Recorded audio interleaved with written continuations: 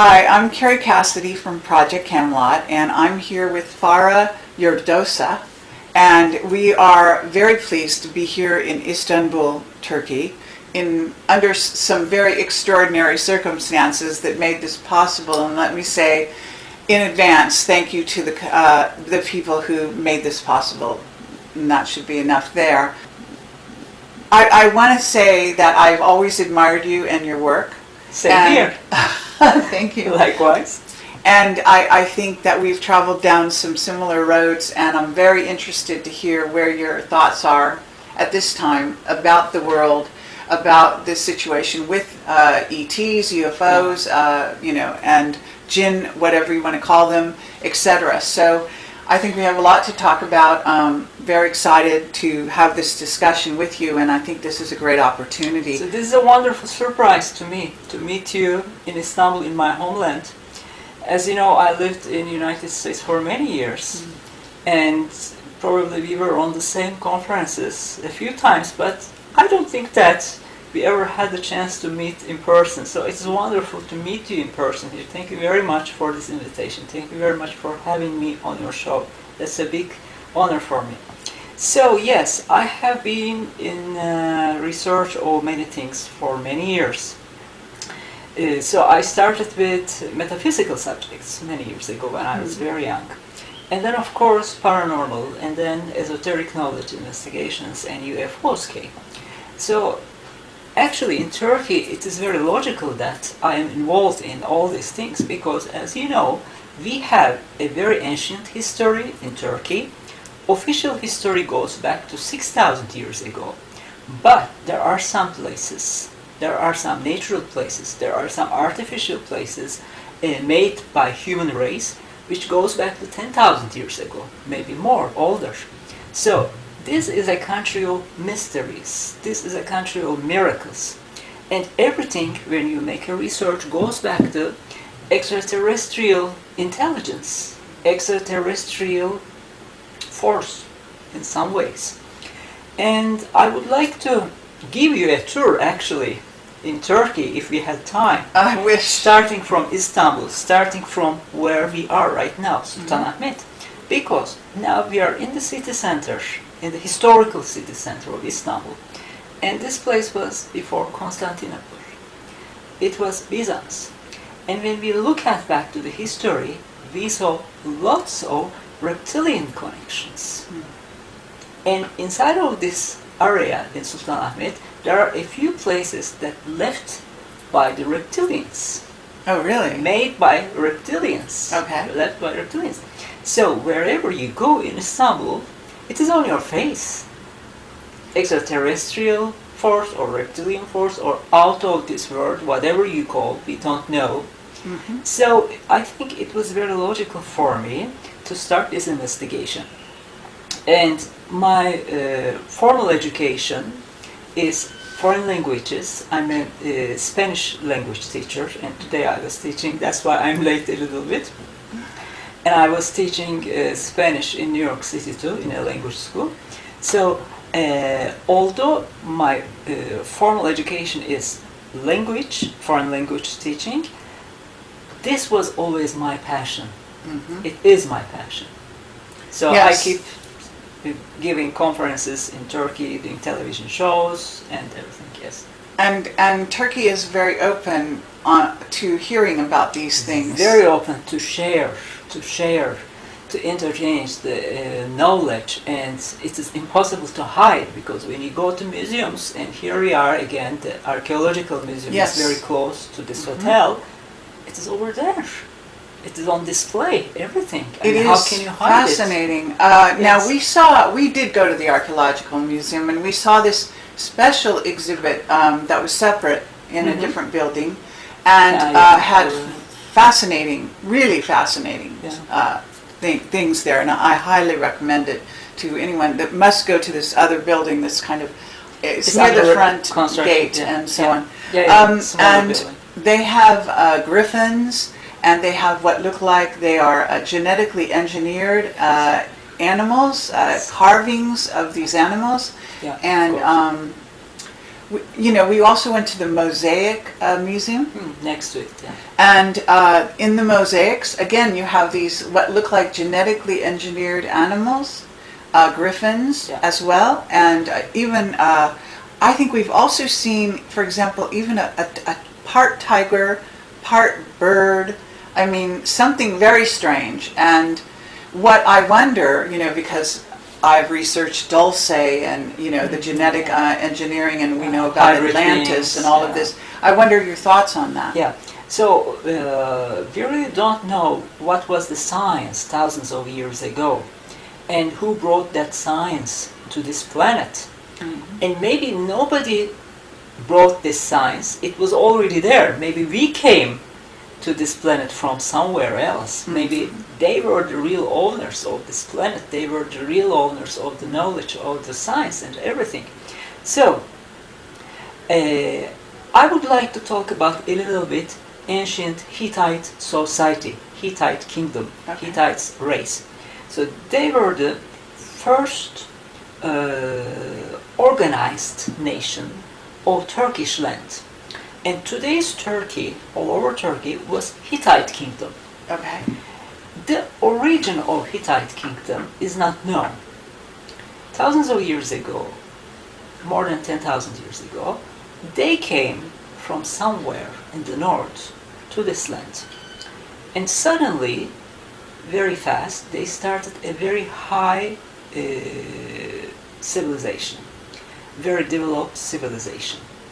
But the only thing is that Hittite race had the first organized army, had the first organized government system.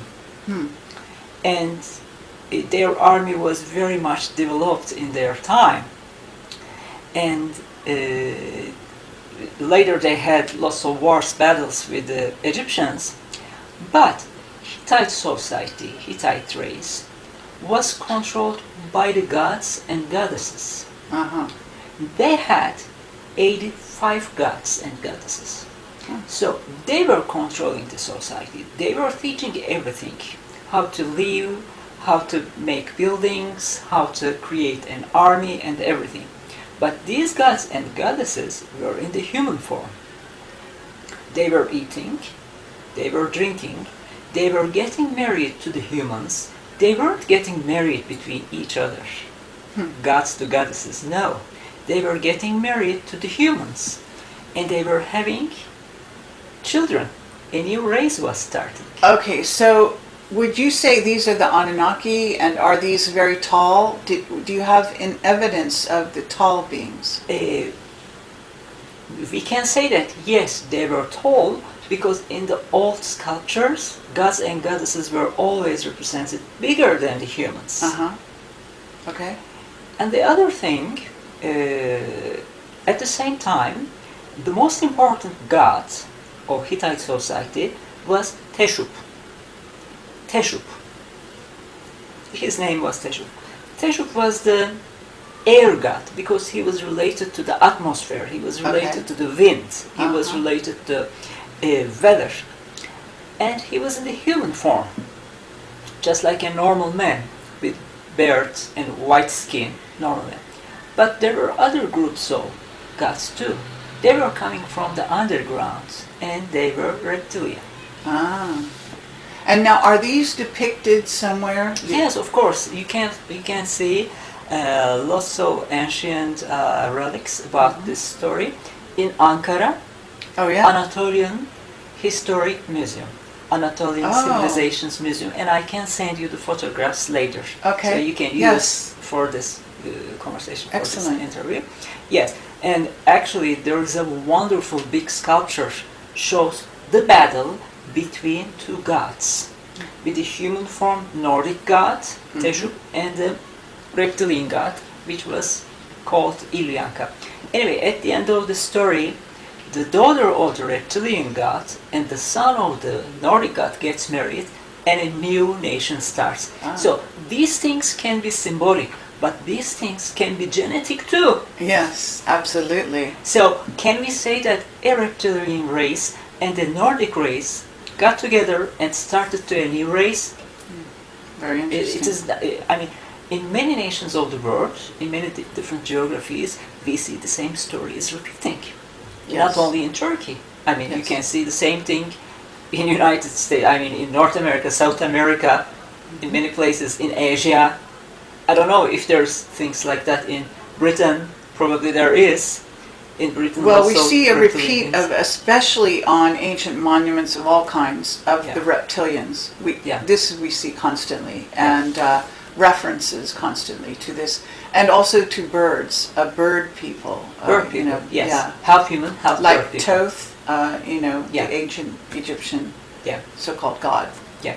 In old Ottoman relics, in old Ottoman paintings, we see lots of half birds, half human beings, creatures. And of course, they are celestial beings. They are beings which brings good luck. Sometimes good luck to the humans, sometimes bad luck to the humans. But So- they are celestial. It can be symbolic as well because they come from the sky. Yes, that's Correct? why. That's You know, why, so they yes.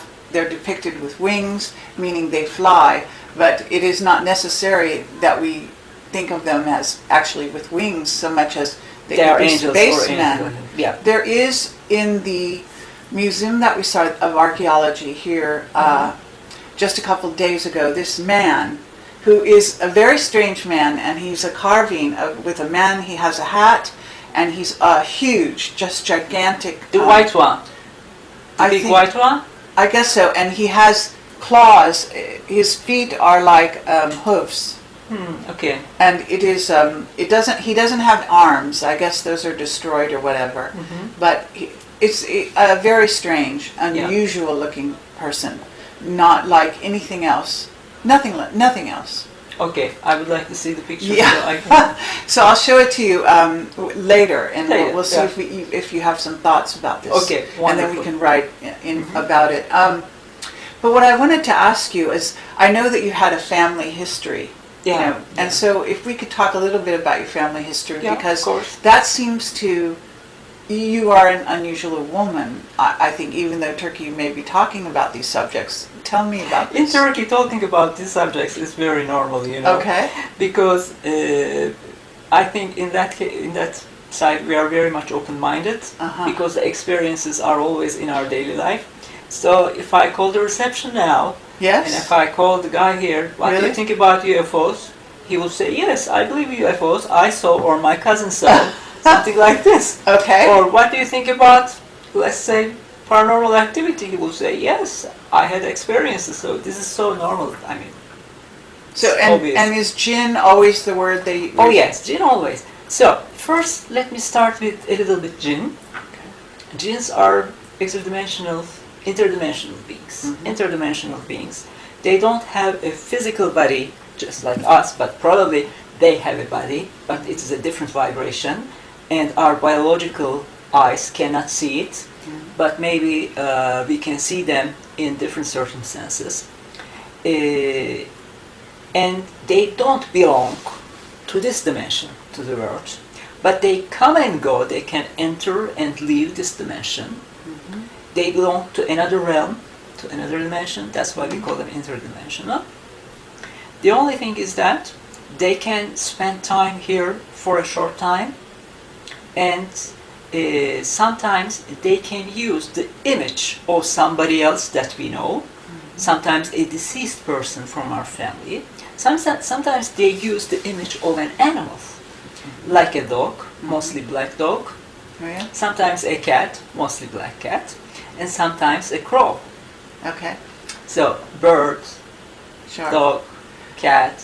To me, I listened to your interview, one of your interviews, as preparation to speak with you today, and I heard you mention about the jinn, and you actually said that you thought that they were reptilian in nature somehow, Well, and yeah. and that they abduct as well children. Oh, yes, of course. So actually, jinns exist in every society's mythology, in every society's belief system. And jinns existed before the religions, Right. before Islam, before Christian religion, before Hebrews. they were already created. They existed.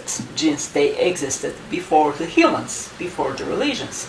Yes, Islam accepts jinns. Do they consider them bad or good, or Bad and good. both? Bad and good. I see. Because there are different groups. And people are asking me, what are these jinns? Are they good? Are they bad? How do they look like? And I'm saying that, look, think about Europe. There are many European countries, but all of them are European. An Italian person is European. Uh-huh. A German is European. Sure, A French is European. that's right. But they look like different. They Uh-huh. eat different. Their Yes. culture is different. But all of them are European. Absolutely. It's just like this. Yes. I mean, imagine their music is different, their food is different, their culture is different. A German person is tall and blonde. A Greece person is short and dark-skinned, or whatever. I mean, something like this. So yes, there are different groups of jinns. There are different groups of interdimensional beings, paranormal beings, and Islam accepts jinns. Christian religion accepts jinns because in the Bible we see how Jesus Christ was dealing with the demons, how he was dealing with the Sure. possessed people. And also, it's very important, you know, actually Christian religion started in Turkey because St. Paul was born in Turkey. He was born in Tarsus. Oh, yes. And after Jesus Christ was gone, he started to teach his teachings, his religion. St. Paul, he started to his travels from Turkey to Europe, to Rome. He was teaching Christian religion. And meanwhile, there are two very important cities that next time you have to go there. Okay. In the west coast of Turkey, Ephesus and Pergamon, antique cities. These are very powerful Roman Empire cities because in that time Turkey was a part of the Roman Empire. And Ephesus was the capital city of the Roman Empire of Turkey. So why is important? Short. Ephesus and Pergamon, antique cities, were the headquarters of the reptilians. Really? Yes. So, if you can explain how you found this information about reptilians Yeah. in these ancient cities in Turkey Yeah, here. okay. As you know, reptilian race is a very ancient race, and they have been using a symbology in order to communicate with us and in order to communicate with each other. Symbology is their language, and they left their symbols, their seals, in most of the places in Turkey, as well as in other parts of the world. Especially in Pergamon, antique city, the official symbolism is snake. Snake comes from the reptilian race, Sure. because they are also known as a snake race. Yes. In some parts of the world, they are called, also in Turkey, they are called sons of the snake, sons of the reptile, sons of the reptilians. There are different names. So when you go to Pergamon, you see the snake symbol everywhere. The other thing is that in Pergamon, there was the most ancient healing center, Asclepion. It was built in the name of the health god Asclepius. Asclepius was the snake god. Oh. He was depicted with a rod wrapped a snake. So just like Hermes.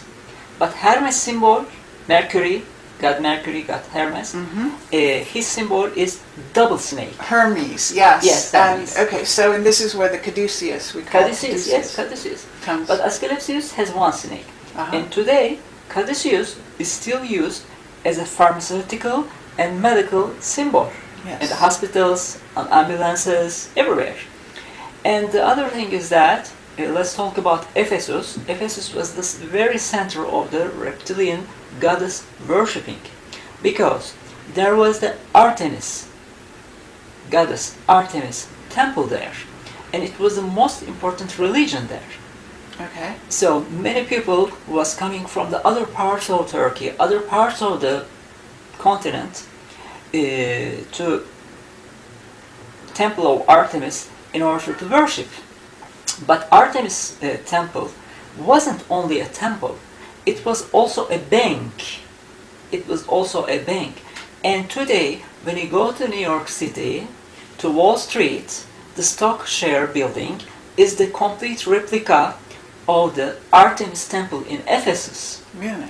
So, worshipping money comes from there. Okay, that's very interesting. But Artemis, wasn't she a hunter? Yes, normally in Greek and Roman mythology, yes, she was a hunter. In Turkey, in Ephesus, Artemis is a little bit different goddess. Okay. Yes, it is the same goddess worshipping. It is the same goddess worshipping. But in Turkey, Artemis goddess actually was not only hunting animals, they were hunting humans as well. Because in that time, in Ephesus and as well as in Bergama, esoteric practices was very important. Everybody was using esoteric practices. Actually, they were practicing black magic. Ah. Black magic, yes. And I was talking about Hittites. The first black magic was given to humans by the Hittite gods Okay. because they were practicing black magic as well. Mm-hmm. So, of course, it's a big time gap between them. But in Ephesus, most of the people were practicing esotericism and black magic, and also they were possessed by demons, and I think that those demons were reptilians. Ah, yes. In Bible, it says that the throne of the Satan is in Pergamon. Of course, there wasn't a throne, but it was the center of the reptilians. Ah, very interesting. Yes. So, actually, Christian religion was born as a necessity because of the reptilian force, reptilian power. Reptilians had a religion too. Their worshipping was based on blood, Sacrifice. sacrifices, yeah. But not only animals, also the humans. Hmm. It's happening today too. Really? Yes, of course. So you're talking about vampirism and Comes from Satanism yes. and all of comes this. from that. Yes. And the other thing is that let's go back to Hittites again. Yes, Hittites, gods and goddesses were in the human form. They were bringing high technology for that time, of course. They were bringing knowledge to the human. They were educating them, and they said, "We are gods and goddesses, and you have to worship us." Okay, but there wasn't any religious texts, any book. There wasn't a prophet. So what was the religion? How to worship them? They said, if you want to worship us, you have to give us food. You have to give us wine. You have to give us gold. Mm-hmm. Why gold? Because they need it for their technology. Uh-huh. That's right, yes. They need it for their technology. And what about for longevity as and, well? Yeah. And you have to give us human and animal blood. Yes. So why they needed human and animal blood? For their genetical research, obviously. And animal blood was very important. You know, in cattle mutilations, especially in the United States, when the dead body of the animal is found, every drop of blood is taken. That's right. They take the blood. Yeah, there They you don't go. need the rest of the animals. Yes. They remove some of the internal organs, Ah. but basically in cattle mutilations, after some UFO sightings, they remove all the blood. Animal blood is very important. Mm-hmm. Human blood as well. Absolutely. So it started with Hittites in Turkey. So do you have, I haven't been to these places, but do you have altars where they do sacrifices on? Oh yes, of course. I mean, actually, that's so strange. In the museum that you have been, there are altars too. Oh, really? Yes. Okay. But Yeah. I might not have recognized them of as course. such. There are, So, yes. We're there, actually everything. talking about, I want to come back because this was a very short, quick trip. And I want to take you with me Okay. and go to Göbekli Tepe and get you to come and guide us around as Wonderful. well. I would And I be think we very will happy. have a fabulous I would be very adventure. happy. Yes, I Yeah, would be and very happy. that would be so wonderful. So I had asked you earlier a little bit about yourself and your history in your family. Yeah. So, because again, you still are something of a unique person to do this particular job or investigation in your country, because I don't know that there are many women No, doing this there kind of aren't, thing. actually, there aren't.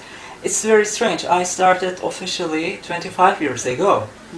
And in my country, in Turkey, my 6 books were published, basically about UFOs Okay. and about all these topics that we are talking about. And after me, nobody else, no other lady, no other girl, no other woman tried to enter into this field. Right. So, I mean, I want to invite the girls to do something in this, because you know what? Women, female brain or female soul has a sensitivity. We feel, we sense some things. It is very important. Yeah. I mean, like a sixth sense, developed sixth sense, maybe developed seventh sense. So about my family, my roots are from Russia, Bulgaria, and Libya. Okay, so are you Turkish as well? I don't understand. Yes. Yeah? Yes, because when we were Ottoman Empire, Yes. Ottoman Empire was a dynasty for 800 years. It was a ruling dynasty, almost the same territory of the Roman Empire. So our territory was very wide, and some parts of the North African countries belonged to Ottoman Empire. Some parts of the Balkans, Eastern European countries, belonged to Ottoman Empire. That's why all the nation was Ottoman, and we were traveling. My great-grandfathers were working, both great-grandfathers actually, in the Ottoman Empire. So they were sent to different parts. That's why they got married to the women in the other parts, and they came back, and the children were born in Turkey. So yes, we are Turkish. But that's the history of the Turkish race, I mean. Really? Yes. So when you ask, so many people's great-grandfathers are from Balkans, are from Egypt, or some from north part of Turkey. Anyway, so let's talk about my grandmother's father. I mean, from my mother's side, of course. He was a university teacher. He was teaching at the Istanbul University, the same university that I finished, but he was teaching law. And he was also teaching French language. He was a writer.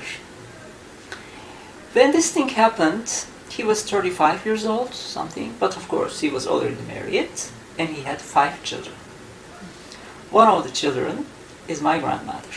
Okay. So, my great-grandfather was sent to Baghdad. To Iraq. where? Baghdad, Oh, okay. Iraq. Yes. Okay. So he couldn't take his family with him, and he was working as a government teacher, so his salary was very limited. He was only able to rent a house in Baghdad and live there by himself, but the money wasn't enough because he was also sending money to Istanbul, to his family. And he was having lots of problems, economic problems, a new country, new environment. He was teaching whatever.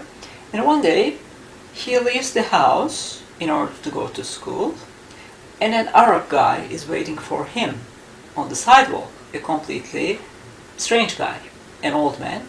And he stops my great-grandfather, says that, I want to speak with you, I know you, this is your name, and you have a family, you are having difficulties, economical problems, and I want to help you. So, I'm going to give you some orations, like a talisman. Okay. You are going to practice this, and some people will come and will help you. But whatever it happens, please don't be scared, and be patient at the end. So, my great-grandfather at the beginning doesn't believe him, but when he comes back to home by himself, he says, okay, let's try it. And he does, he repeats whatever he needs to do, the practices, and he goes to bed. and he's alone at home. Of course, there isn't anybody else. After a while, the door opens, two reptilians come. Really? Yes. Now, does he describe them?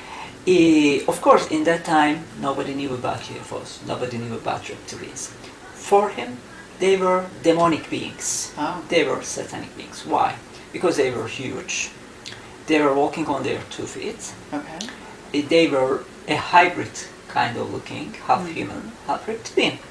And he was very much scared, of course, because they had snake eyes. Ah, interesting. Yes, snake eyes. Now, how did you hear the story? Did he tell you this story? Did he tell your I mother? never, no, of course, I never met him because he died long before I was born. But of course, after this happened, he immediately told it to his wife, and from his wife to their children, but this is not the only story in our family. There are many other stories like this.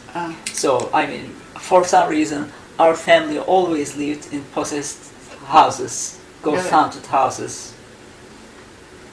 Okay, so these beings showed up, and did they try to do something for him? Yes, of course. They didn't speak with words. Okay. They didn't open their mouths. Mm-hmm. They were trying to communicate with him with sign language. Sign language. They were doing some hand gestures, hand movements.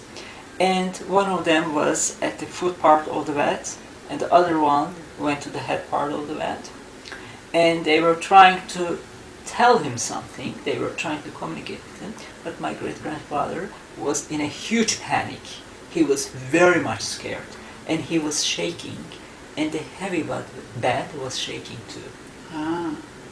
So he started to read some verses from the Quran to send them back.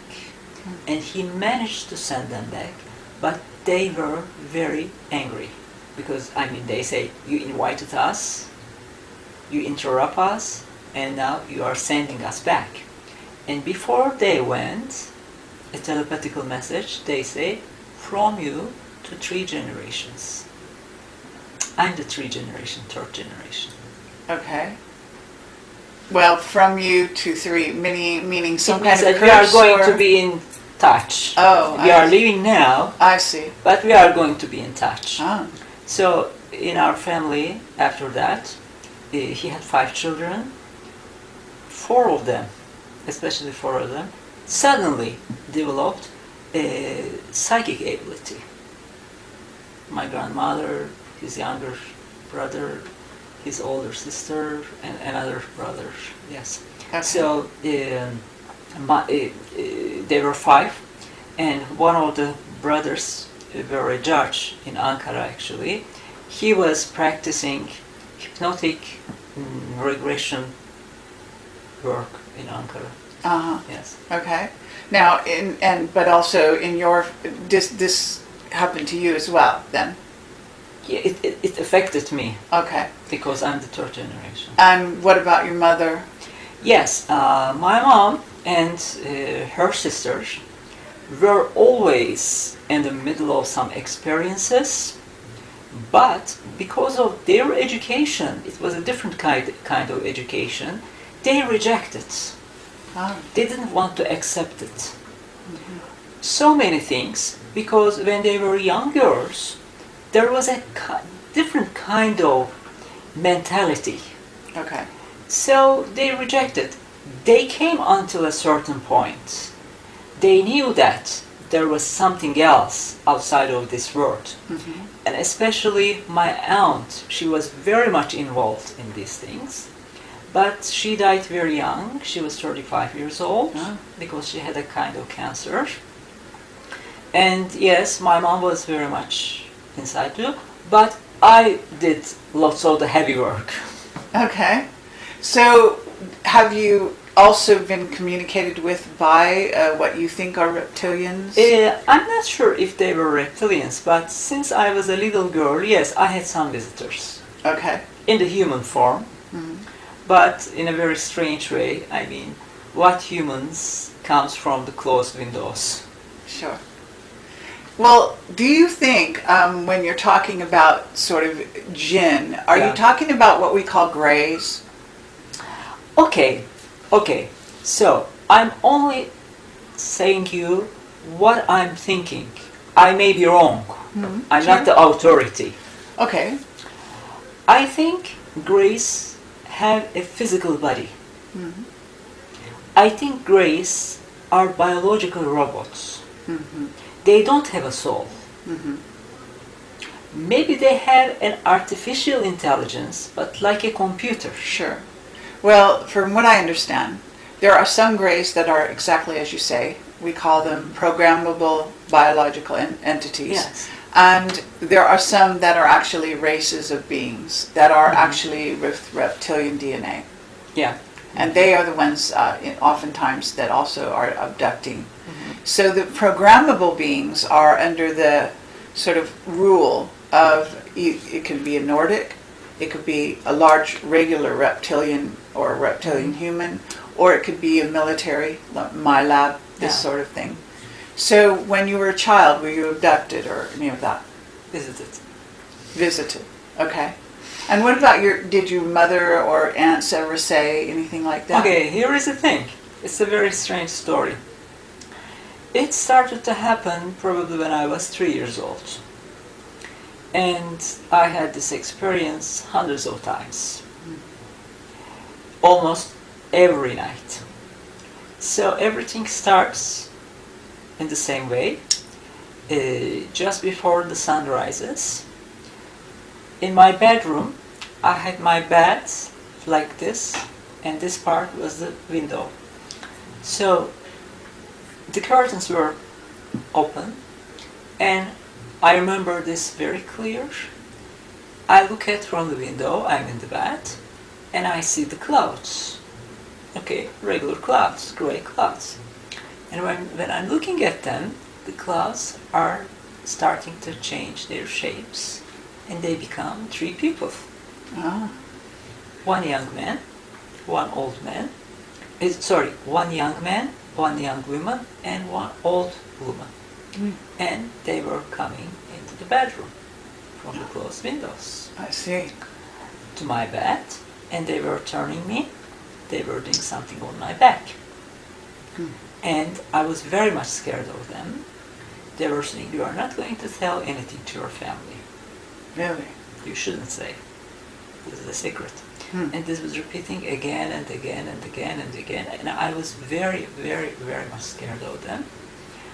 And this kept going for a while, probably until I was 5 years old, until I started to school.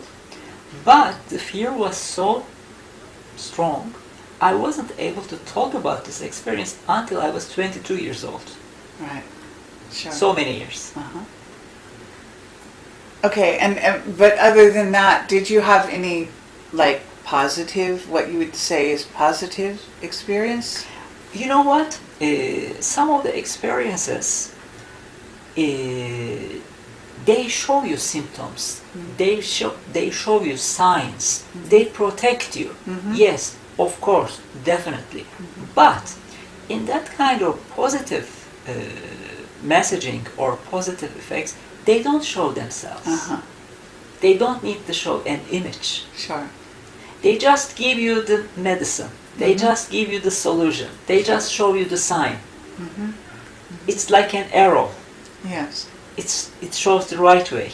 And if you listen to them, okay, you are lucky. Yes. Okay, very good. Yes. So you got into UFOs. You must have, you started investigating. How did you actually, you became very well known. You're famous here in Turkey and outside the country as well, right? Yeah. For your investigations. Yeah. So what is it that made you so famous? Do you know? Okay, I mean, it is not being famous. I guess this is being known. Well, known. I'm using the word famous. But Yes, however you want to think. So, first of all, in Turkey, I'm the first and last female UFO researcher. Yes.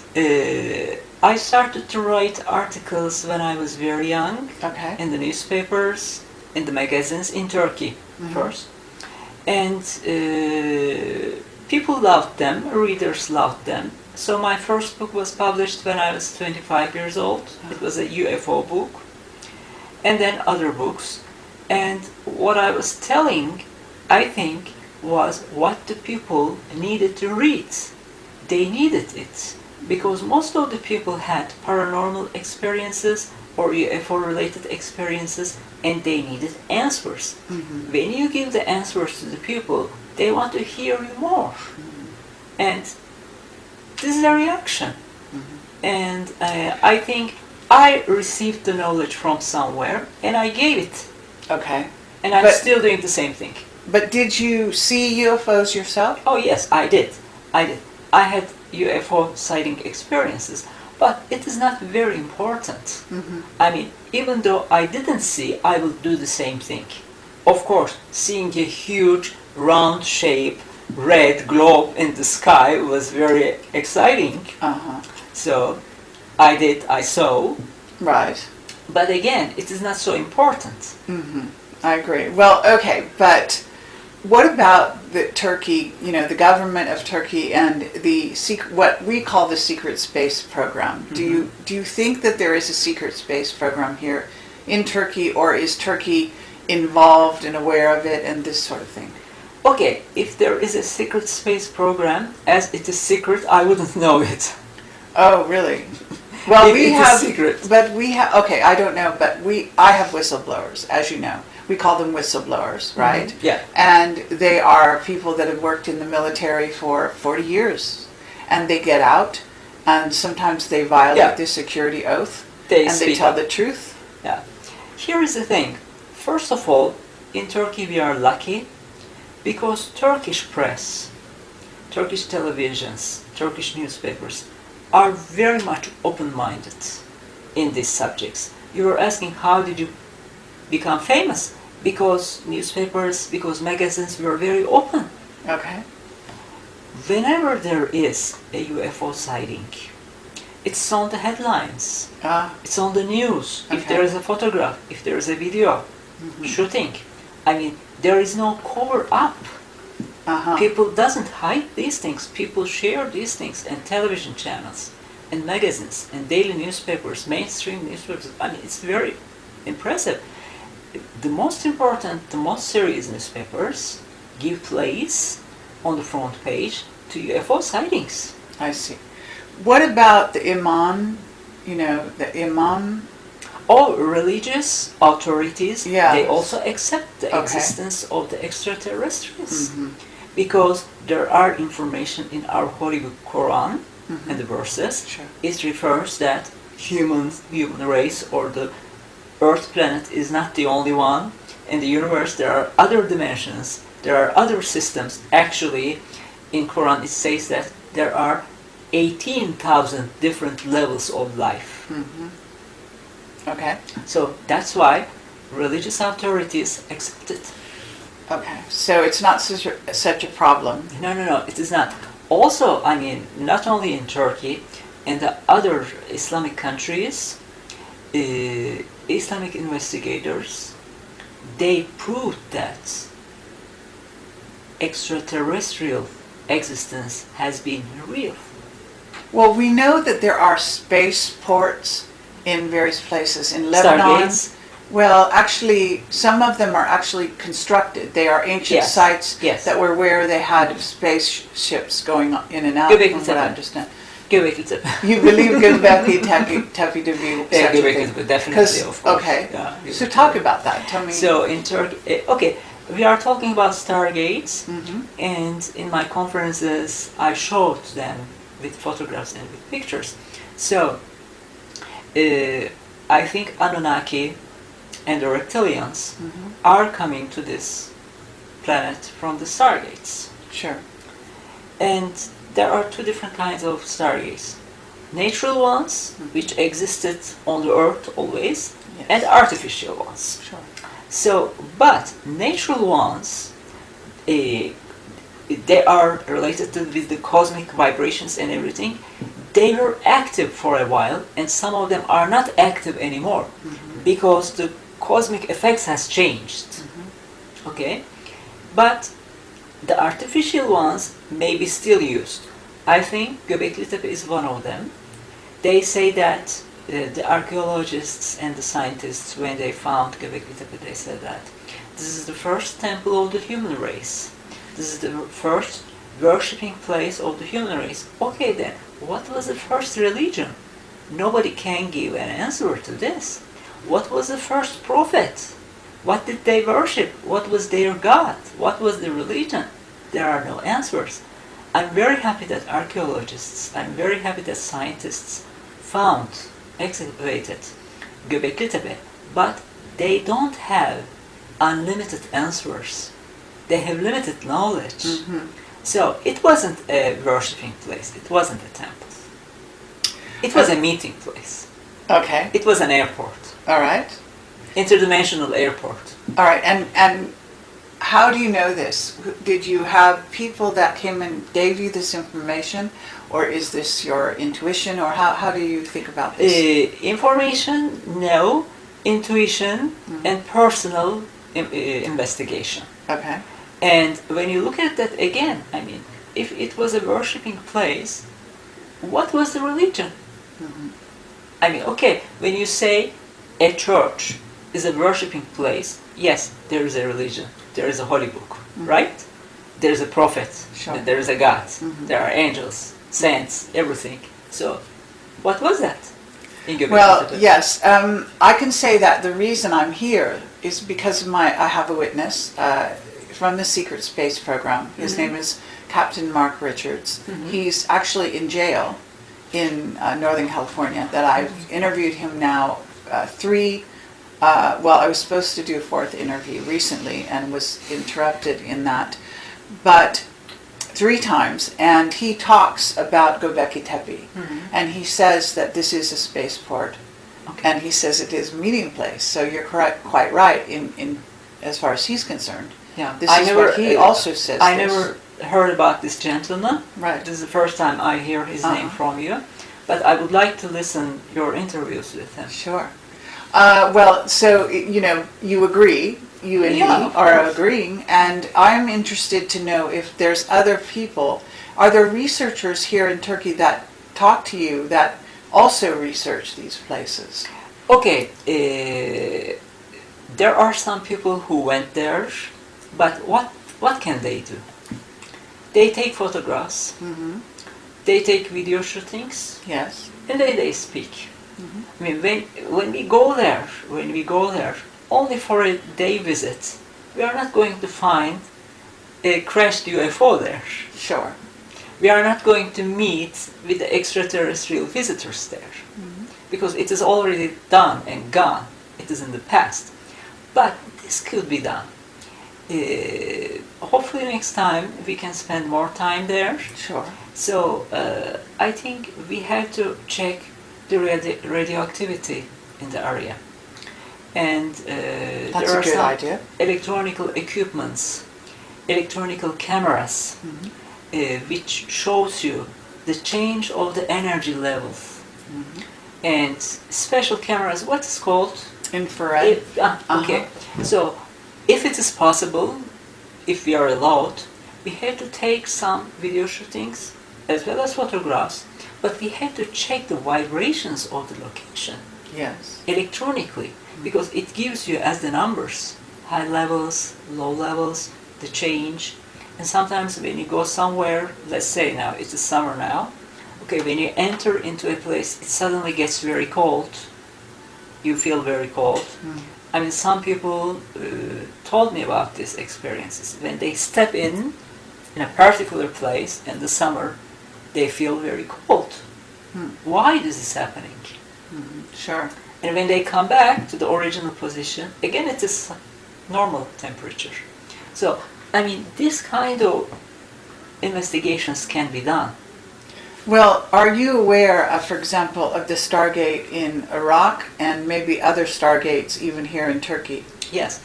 Another Stargate was the Cappadocia region, because Cappadocia underground cities is a big mystery, and even the official historians, even the official archaeologists say that they were built 10,000 years ago, because our history goes back to 6,000 years ago, written history. Uh-huh. But if official archaeologists say that this was built 10,000 years ago, we have to think about 50,000 years ago. So, when Hittite race came, underground cities of Cappadocia was already done. It was ready. Ah. So Hittites used them. So what this Cappadocian underground city is? There are caverns inside of the natural rocks formations, and it is a huge city. Today, it is a museum open to public, but only 6 levels are open. The original is 27 levels. Oh, wow. It goes down there, under the ground, 27 levels. This is like Malta, these ancient Yes. sites where they don't let Yes. you in, Yes. you know. So is the Hypogeum, they call it. Yeah. And they will only let you in a very little way, because I went inside, and it's amazing, but you can't see, and yet you know, they know, even the locals know there's lots of levels, and they won't let you in. Yeah. Now the Cappadocian underground cities were built for people, for a group of beings to live, because obviously they needed to hide. They needed to be inside of the earth. In many other countries, people believe that reptilians built the underground cities because they were not allowed to live on the surface for many reasons. Some people say that they cannot be out on the sun. Some people say that because of the radiation, because they were hiding from another race, whatever is the reason. But again, thousands of people lived there in the undergrounds of cities, underground cities of Cappadocia. And now it is a museum. It is open to public. But some of my friends went there, and they managed to go down there, escaped from the tourist guide, Oh, yeah? and they meditated, Uh-huh. which is essential. And yes, they were visited by a being, interdimensional being, with a hood. They didn't see his face, but they saw the red glowing eyes. And it came from one cave door, and they had a encounter, and the being went through from his body, inside of his body. Oh, one of your friends? Yes. Oh, okay. That must have been quite stunning. Yeah, it is. Was this being tall? Yeah. Taller than a normal human race, Uh-huh. but it wasn't huge. I mean, Right. I would say probably more than 5 feet, but I mean, not a huge, gigantic being. Okay. One thing I'm wondering about, though, is that Göbekli Tepe is not known in tourism here in Turkey very well. Because it's a new archaeological place. I mean, they are still doing archaeological excavations. It is not completely done. Uh-huh. And yes, they opened up part of the constructions. They say temple, but I don't want to say temple. The formations and the T-shaped stones. Yes. Some of them are open, but not all of them. I mean, I think it will be necessary 4 or 5 more years to get ready exactly for tourism. Do you hear about the United States getting involved in the excavation of some of these temples, or not temples, but ancient sites here in Turkey? Do you hear about, because I can tell you that in other countries, the British and the US are notorious for going in, like in Egypt, and trying to take control of a dig, an archaeological dig, also trying to barter with the government to get control, like if there is a crashed UFO, they go in and they pay money and then they take control. This goes on very often. Perhaps you've heard of it. I didn't hear such a thing. But if there is such a situation now, it is very difficult to hide it from the humans, because now, look, I mean, everybody has cameras, the pocket size. I mean, our iPhones, we can take videos, photographs, and everything. And how can you hide? Well, the thing where it does happen in Egypt. Have you been to Egypt? No, not yet. Oh, okay. Not yet. Well, one thing I reported on was, for example, the pyramids at night, they are still secreting away. Nobody understands what it is they're taking. But there will be trucks coming and backing, up, and then they will be loaded with something from inside the pyramid or from underground, and they would disappear. And they have been photographed by researchers, Yes. but it never hits the news or any of this, in the mainstream or any of that. In other words, there are digs going on. Even the what's called the labyrinth in Egypt, perhaps you've heard of it, was supposed to be open to the public, and it still is not. There was said that there was supposed to be information about Atlantis in the labyrinth. Have you investigated anything about Atlantis here in Turkey, for example? Yes. Actually, Atlantis and Mu, lost continents, is a very well-known topic in Turkey.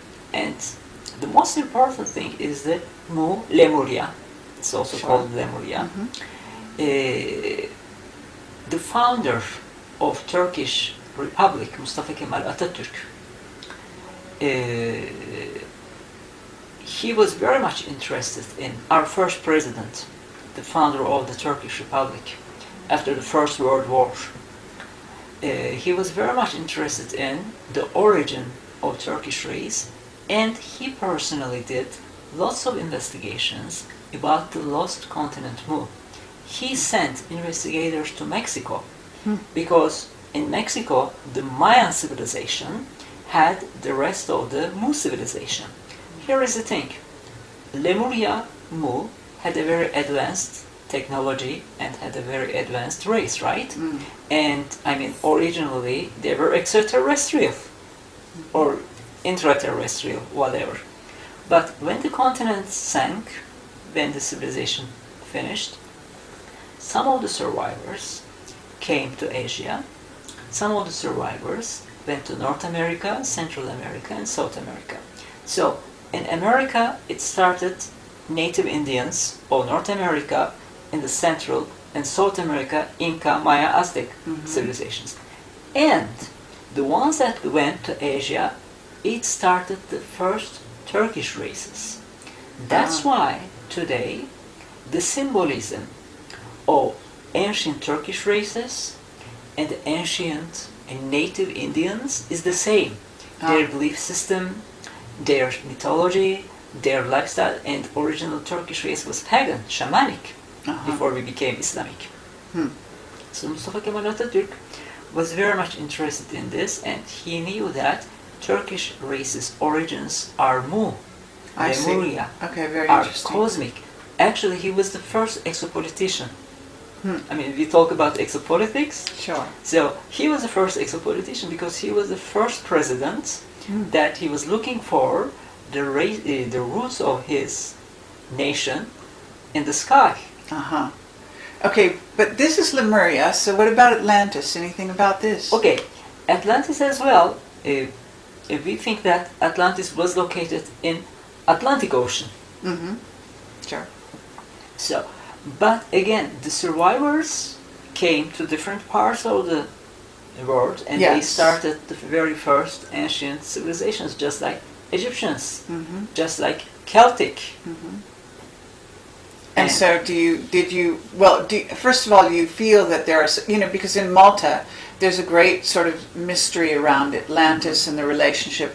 In my opinion, I know I've done many interviews with experts in this area, and there's a big controversy as to what happened with the sinking of Atlantis. And I even have information from one person, Asha Nadine, who's written a number of books, and I don't know if you know who she is, but she is talking about there being two Atlantis civilizations, basically, and they sunk at different times. One was more sort of, disastrous, I guess you'd say, than the other. But the people of Atlantis escaped to places like Egypt, to Malta. Also, they hid things for example, it has come to me, in Malta, because they knew that their island was going to go was going to sink, and that there was going to be a cataclysm, and there was going to be volcanism and all kinds of things, right? So they made preparations. Have you ever heard of anything like this hidden here in Turkey? Well, officially not. Mm-hmm. Officially not. But what can I say about this? Ancient Turks, ancient Turkish races, long before Islam religion became our official religion, they knew about Atlantis. Oh, really? Yes, they knew about the lost continent, destroyed continent. Mm-hmm. And when they hate somebody, when they are angry to somebody, they say, I hope your life will be just like Atlantis. Really? Yes. So there's a sort of folk. Yes, it's a part Tradition. of the belief system. It's a part of the mythology, Uh-huh. and they knew it. Well, what about? I mean, we know about Plato, for example. Yeah. And there have been, I think it was Herodotus also spoke about Atlantis. Yeah. But do you know of any Turkish writers or any of that who have written about Atlantis? It is in the oral traditions, Uh-huh. oral mythology. Mhm. It is in the public national belief systems. Okay. So, but nothing, there's no As far as I know, texts no. as far as you know. Because that kind of research started after the Turkish Republic. Uh-huh. And before, you know what, the Turkish scriptures was in Arabic letters. Uh-huh. Because after Mustafa Kemal Atatürk, we had the revolution of the language, we had the revolution of the written text, and we adopted the Latin alphabet. Before, it was what we called Ottoman language, Uh-huh. ancient Turkish. It is Turkish, they speak Turkish, but the written language is in Arabic. Ah. So we cannot read them. Well, the calligraphy is Turkish, isn't it? I mean, you have a amazing, calligraphy.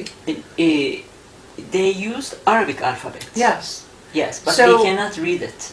We don't know how to read it. Really? Yes, because my great-grandfathers knew how to read it, but my generation doesn't know. I have to go to a special language school to learn it. Uh-huh. So probably there are resources, but as we cannot read it, we don't know. Fascinating. Yes. Yeah. What is the relationship?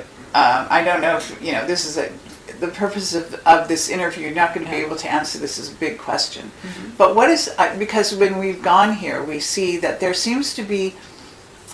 I don't know if it's an animosity or some kind of distinction between being Turkish and being Arab. So can you explain to me what is this? Because you both do follow Islam, right? Yeah. So what is this? So, think about this. Think about two countries. Again, Spain follows Christian religion, right? Yes. And Americans follows Christian religions too. But what is the difference between them? A lot. A lot. But these countries are right next to each other, right? Here in Turkey and well, I don't know what countries you want to talk about. Greece on the one hand, certainly Yeah. close. Israel, Jordan, Syria, Lebanon, all of these are here. And at one time, you may agree, this was all one empire, right? Yeah. So history, religion, social studies are very much linked to each other, cultural connections. Turkish race is a different race, and our origin, official origin, is Central Asia. I see. The first Turkish races started in Central Asia, and they came from Mu, from the Okay. Lemurian. Uh-huh. And when the first Turkish races, groups started, their religion wasn't Islam. Ah. It was shamanic, just like Oh, native Indians. okay. Uh-huh. In some point, Turkish people was also Buddhist. Okay. So it was the religion, it was the lifestyle, religious beliefs of the Central Asia. But then Turkish race immigrated to today's Turkey, to Anatolia. Okay. Meanwhile, as I said, Christian religion started in Turkey too, because the first Christian churches are in Turkey, in Cappadocia, by Okay. the way. when Christian religion was accepted as the official religion. And it's very interesting, you know. In Roman Empire, of course, Christian religion was banned, was forbidden. I mean, they were killing first Christians in horrible ways, Romans. But after that, Emperor Constantine, he gave his name Constantinople to this city, to Istanbul. He was an interesting guy. He was seeing UFOs all the time. Really? And he saw a flying object in the sky in the shape of a cross. And we know there are still today so many people, they see flying objects, UFOs in the cross.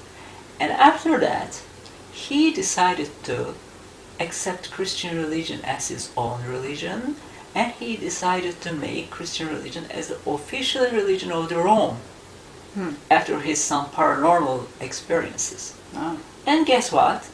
Constantinople, I mean Istanbul, this city, was the first Christian city of the world. Interesting. Okay. Yes. And of course, history, politics, life, time changes. And Islam was the religion of the Arab countries, Arab race. Ottomans decided to accept Islam as our official religion. That's why, yes, Turkish race and Arabic race are different races. But we accepted their religion and we became Islamic. And today in Turkey, most of the society, most of the population is following Islam. Okay. But as a race, yes, we are very different. Our language is different. Arabic is a completely different language. Turkish is a completely different language.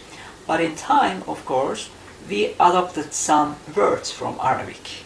But we are speaking different languages. But you can't read No, we cannot. Interesting. It's very difficult because Arabic alphabet is different. I mean, just like Korean alphabet, just like Hebrew alphabet, it is a kind of different scripture. Yes. It is not Latin alphabet. Okay, We so cannot read it. It's very difficult. in terms of Turkey, is there a conflict at all with regard? Do you have any sort of small, maybe Christian holdovers that kept the Christian No. religion, or any of that, or was that not allowed by your, rulers? No, I mean, in Turkey, I mean, religion, there are so many Christian churches everywhere. And even in my area, I live in the other side of the city. In my neighborhood, there are 4 or 5 churches. They are still active. Because there is different, how can I say, Orthodox, Protestants, Gregorian, different groups. So are they operational? Yes, they are functional. They are operational. But are they Turkish people going to these Yes, churches? of course. There are so many. Yeah. You have Turkish Christians, is Yes, what there you're are saying. so many Turkish Christians. Okay. They decided to follow Christian religion. Uh-huh. And there are pastors, Turkish pastors. Okay. Some of them, they decided that they want to be Catholic. Some of them Protestant. Some of them Christian. There are some Well, of there's them also Mormons. Hagia Sophia. This is a Hagia whole... Sophia. It's a historical place, it's a mystical place. And there are so many Buddhists in Turkey. I mean, they were not Buddhists, but they studied and they liked it and they became Buddhists. Uh-huh. And there are so many Satanists in Turkey. Oh, right. There are so many atheists in Turkey. So the religion issue is something very personal. It is in your heart. Sure. It is in your heart. So I guess it is a personal experience and it is open. So the current ruler of whatever, president, yeah. and he's also backed by an imam, right? So there, is it Khomeini? No. What is his name? The imam. No. In Turkey, it is not like that. You don't have... No. We don't have this. I mean, it has nothing to do with Iran. Turkish government is a completely democratic government. Okay. And religious aspects and the government aspects completely are different. They're separate. Oh, yeah. I mean, the president has nothing to do officially with the religious aspects of the life. It is different. Okay, so yes, as I said, in ancient archaeology, wherever you look at, you find something about extraterrestrial visitors or intraterrestrial visitors. And there is lots of information about reptilians on Turkish land everywhere, including Istanbul, Ephesus, Pergamon, Cappadocia, Göbekli Tepe as well, so many places. And in different museums, in different archaeological museums in Turkey, I'm going to show you, I'm going to send you the pictures. Okay. There are depictions of people with horns. So, you know, some witnesses describe the reptilians with horns. Mm-hmm. Some of them see them with wings. And you said something before, and you said that vampire legends, vampire mythology comes from the reptilians. Yes, definitely, because they need the human blood. Reptilians still today need human blood. After Hittite civilization in Turkey, Urartu civilization started. And I'm going to send you the pictures again. And they were very much connected with the gods. Of course, they were not gods. They were just a different race of people in human blood, in human flesh, in human body. And when you look at the Urartu temples, they had temples.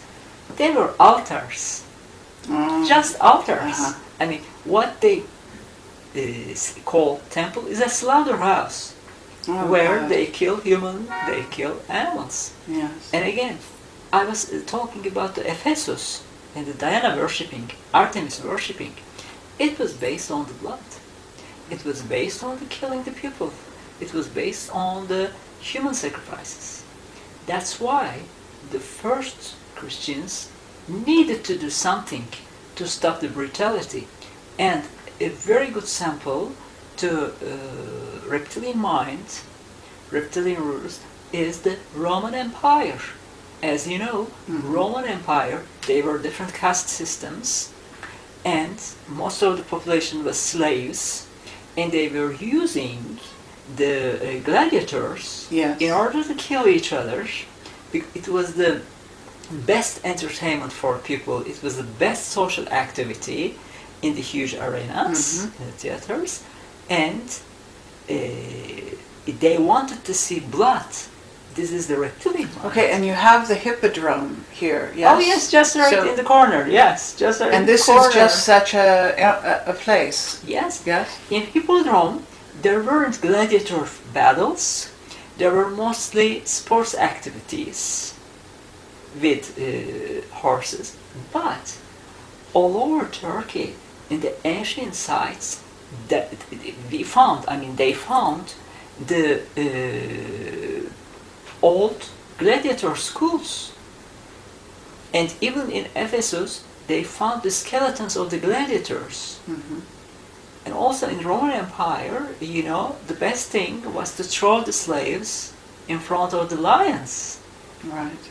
So I mean, there are so many television series about this. Did you think that this also happened here? Also reptilian. Yes. The slaves being thrown to the yes, lions of course, here in of Turkey course, as well. Of course. I mean, wherever Roman Empire went, they used the same methods. It was all reptilian. Definitely, 100%. It's incredible. Now, you have a book that you wrote. I haven't read it, but I heard about it. Yeah. It is this book, something about... It's a recent book, I think, that you were talking on Coast to Coast about it. Okay, I mean, it was published in the United States in English. That book? Possibly. Yeah, Anomalist Books. Anomalist Books published it.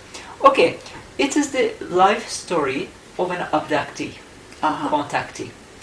I met this gentleman in New Jersey, in Hoboken, because I was living in New Jersey, in Hoboken, where Frank Sinatra was born. And actually, I met him in a UFO group in New York City, inside of the New York City.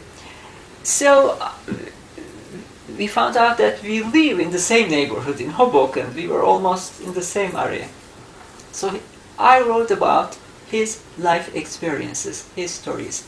His name is David Huggins, and I highly recommend it you for interview because he still lives in New Jersey, Hoboken. Okay.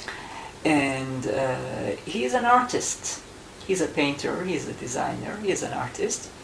And today he only makes paintings about the extraterrestrials that he met. And his first abductions started when he was 8 years old. Then they were living in a farm in the natural rural area of Georgia. And generally abductions start in the nighttime, right? They come to your bedroom, whatever. But in his case, everything starts in the daytime. When he was playing outside of the house in the field, he first met with the hairy guy, the small hairy guys. I see. There was a television show, Alf. Small hair. Oh, really? Yeah. Alf. There was a Yes. television show Yes. in 1970. Actually, it is not Alfred, it is alien life form. Oh, yeah? Yes. I never knew that. Okay. Alien life That's form. funny, yeah. Oh, Okay, yes. that's hilarious. I mean, an extraterrestrial comes to an American see. family and they live together, whatever. It was Ah. very popular in Turkey, by the way, in Wow. 1990s. Yes. Okay. So he started to see a creature just like him, Ah. and after that, a huge praying mantis. But this all happened in the daytime. And after that, the Grace started to abduct him, and his abductions, more than abduction, they lived practically together during all his life. And I shouldn't tell everything about the book. No, that's People okay. can buy and read. Yes, yes. So he has the paintings at his home. He okay. doesn't sell them. It's not for sale. I see. Yes, he opens exhibitions, he makes art shows, but he doesn't sell them. Because this is his life story. Ah, okay. Very So So you wrote a book about his life? Yes. Okay. But there's another book that you wrote about reptilians. I wrote it in Turkey. Yes. In Turkish. So it's not. Yes. Is it not available in English? It is not available in English because actually I am talking about these topics in the conferences in English anyway. So it is the same topics, but it is not translated into English. Oh. Yes, it is only in Turkey. It's about reptilian cases, history of reptilians in Turkey, and the basic reptilian headquarters in Turkey. Yes. Okay. Yes, and what is the name of that book? In Turkish? Well, can you translate it into English at all? Oh well, I basically it is the history of reptilian race in ufology. I see. The translation. Now, would you be interested in translating it into English or having it translated? Well, into you know what? It would be very nice, but of course, everything based on to find a good editorial, editing company, publishing company. Yes. I mean, when there is a publishing company, why not? Of course. Okay. It will be a Well, maybe someone will see idea. this interview. And Yes, why not? Of course. Now, I asked you a question and we were interrupted because the prayer was happening. I was wondering, I didn't want to lose the question. What it was, does your president talk about UFOs? Has he seen any or any of this? That's the thing. As far as we know, as far as I know, I never saw a report or a news about this. Okay. Him talking about these topics. But, I mean, the actual president. But many years ago, another president, another prime minister, he is deceased now. His name was Turgut Özal in 1990s. He saw a UFO in the airport together with many other people. And it was on the news immediately. It was on the television news immediately. Okay. Actually, that case, it is interesting because during that time, in a row, a few nights people saw the same UFOs in the airport in Ankara, in our capital city. First, the British Airways pilots saw them, and then everybody saw. And it was on the news with the photographs. And have you seen this photograph? Yes, of course. I And showed what- it in my conferences. Okay, and what did, and maybe we can... It was like a light okay. source. Of So course, it was in the night sky. It was dark, but like a moving bright object. But the case is interesting because before and after that sighting with the Prime Minister on the same location, on the same airport, People saw UFOs, and multiple UFOs. Ah. And then, the most important thing, they were coming very close to the ground, and the jets, F-16 jets, they tried to chase them, but they went until a certain point, and of course they disappeared and they came back. Nothing happened. I mean, nobody was injured or nobody was abducted, but I mean, it was normal. A prime minister. And what year was this? Do you remember it was the year? 91, probably 90s, early 90s. Okay. Yes, early 90s. Okay. But I showed it on my conferences many times. Yeah. Okay, so we've been here for a while, and I just have a few other questions, and then we'll let you go. Even though it's been fascinating, and I would love to do this again sometime. And if we make it back to Turkey and we are able to do this, go on a tour, hopefully, then you can join us, and we'll have many conversations like this. But hopefully. St. George, I understand that you talk about St. George, and I know that we call them the Illuminati, who use St. George as a special symbol, and oftentimes they have various places named for St. George. He is quite revered by a certain group of what we call Illuminati. What do you know about him? Okay, St. George was born in Turkey as well. And he was born in Cappadocia. And in that time, the people was having problems with some reptilians in Cappadocia region. And now the mythology starts, the legend starts. They say that there was a huge reptilian monster-like dragon, and the case of Cappadocia, and it needed human sacrifices. And they were giving him young girls. And after that, they needed to get rid of the monsters. But these are symbolic things. There wasn't a one monster, there were many reptilians actually. Okay.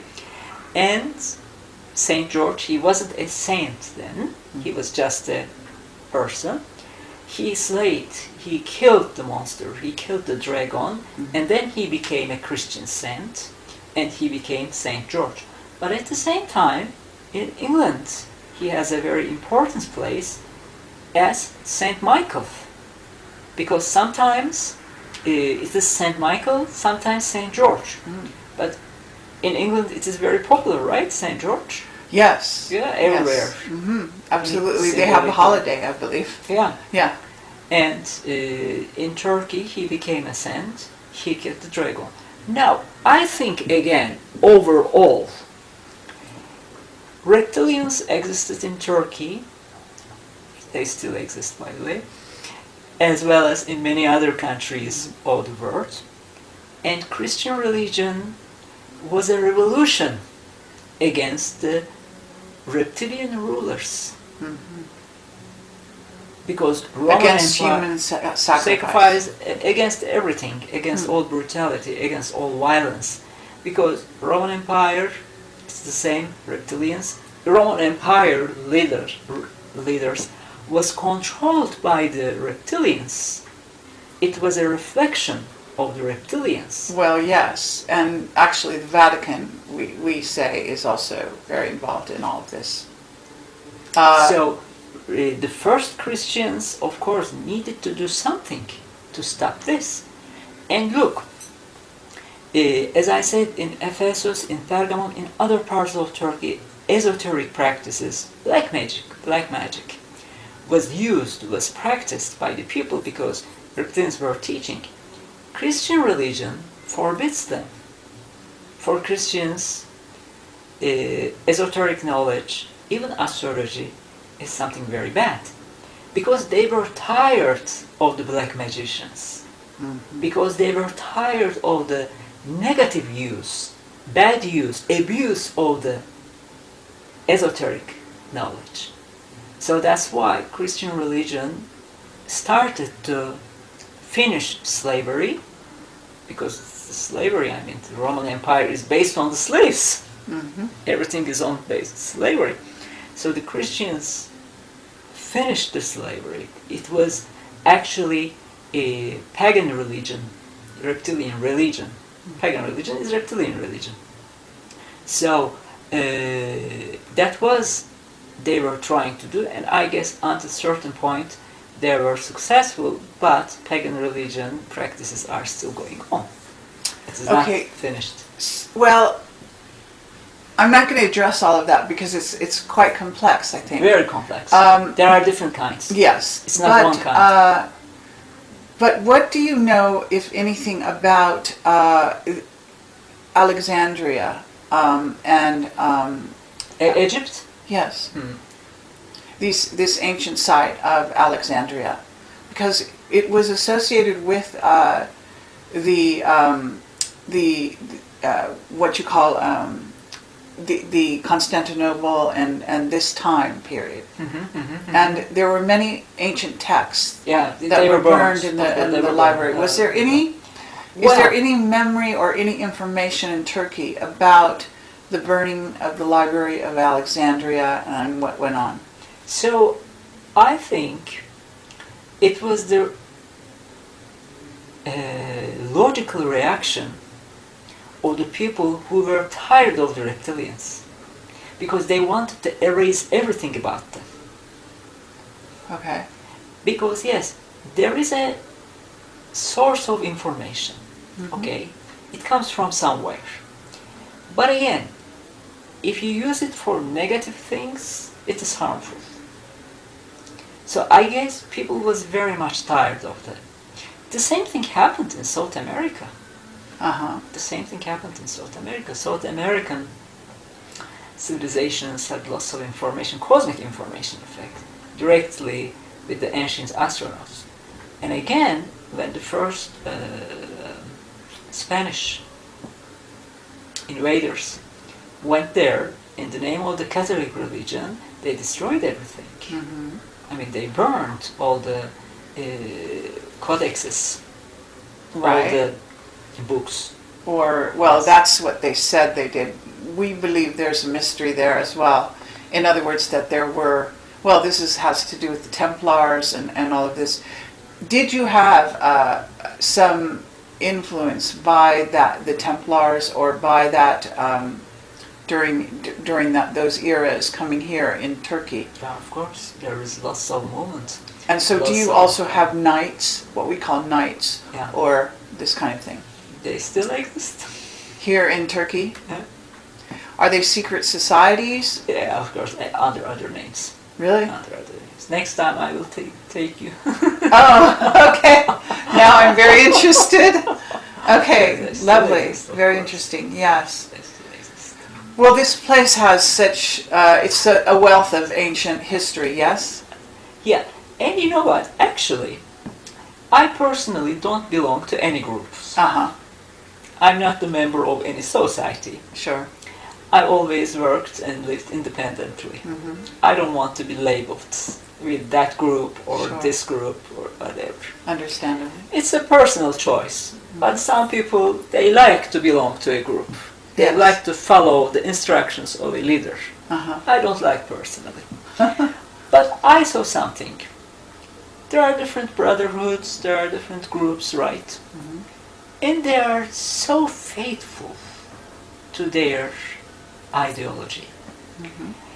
They worship and they work for that ideology. So that's why for thousands of years they don't lose their power. Still today, in 2015, they work and they are faithfully work for their groups. Oh, yes, absolutely. They keep it strong and they use the technology Right. and they use all the modern resources. But they work very hard. This is what I see. Okay. They are not, at least we can say that they are hard workers. They are not lazy. Oh, all right, that's fair enough. Yeah, absolutely. Yeah. And they are dedicated. Very much You're saying dedicated. dedicated. Very much dedicated. Okay, one last question, and then I will let you go. Here in Istanbul, are there underground cities under this city?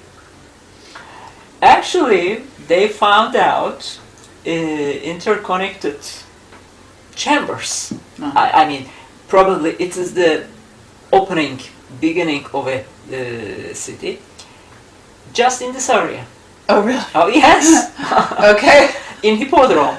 Ah, Yes, because they say that under Istanbul, yes, there are underground cities. Yes. I mean, chambers, passages, and they are linked to the islands. You know, we have islands here, Yes. Princess Islands, Mm-hmm. in this area, very close. Yes. So they are linked to the islands. Hmm. And they found out some chambers, some underground places in this area, in Hippodrome. Oh, wow. There was a television show in American television, probably in History Channel. I'll have to look into Yes, it, yes. underground cities of the world, and they made a very interesting episode in Turkey a few Okay. years ago. Well, do you know anything about the obelisk that's in the area of the Hippodrome? Obelisk, and did you see the serpent column? Yes. Okay, serpent column is our expertise.